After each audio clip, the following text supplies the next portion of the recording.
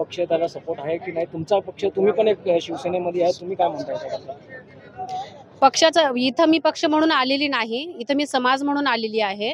आणि तुम्ही आता पक्षाचं विचारलात म्हणून माझ्या पक्षाचं जेव्हा 2 वर्षापूर्वी आंतरवाली सराटीमध्ये जो काही आंदोलन उधळून लावण्यासाठीचा जो काही हल्ला करण्यात आला, गोळीबार करण्यात आला, त्यावेळेस महाराष्ट्रातला सगळ्यात पहिला नेता उद्धव बाळासाहेब ठाकरे हे व्यक्ती स्वतःचा कार्यक्रम संपला, स्वतःच्या कार्यक्रमामध्ये सांगितले रंगशारदाला की मी आता आंतरवालीला जाणार आहे म्हणून.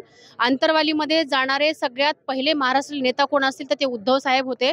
आणि वारंवार उद्धव साहेबांनी मराठा आरक्षणा म्हणजे मराठा समाजाला आरक्षण मिळालं पाहिजे आणि याबद्दल त्यांनी भूमिका मांडलेली आहे. तुम्ही जर त्यांचं दसरा मेळाव्यातलं जर तुम्ही भाषण ऐकलं असेल किंवा त्यांची अन्य भाषणं ऐकली असेल तर त्यांनी हेच म्हणालेले आहे की मराठा समाजाला आरक्षण मिळालेला पाहिजे म्हणून. मराठ्याचे 2 मोठे नेते सरकारमध्ये सध्या बसलेले आहेत, ते मराठा समाजाला काही बघत नाही असं वाटतं का तुम्हाला? मला असं वाटतंय की देवेंद्र फडणवीस ज्यावेळेस विरोधी पक्षनेते होते तेव्हा देवेंद्र फडणवीस म्हणाले होते की देण्याची जर इच्छा असेल तर हे सरकार देऊ शकतं. मग आज ते स्वतः मुख्यमंत्री आहेत तर त्यांनी द्यावं.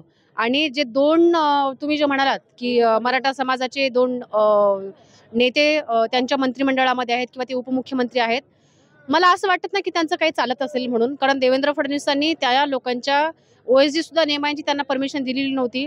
तर मराठा आरक्षणाच्या बद्दल ते काय निर्णय घेऊ शकतील मला वाटत नाही. तुम्ही एक महिला मराठा म्हणून तुम्ही त्या नेत्यांना काही आव्हान करणार का मराठा समाजासोबत येण्यासाठी? मी सुरुवातीला सांगितलेलं आहे की मी इथे पक्ष म्हणून आलेली नाही, मी इथं समाज म्हणून आलेली आहे.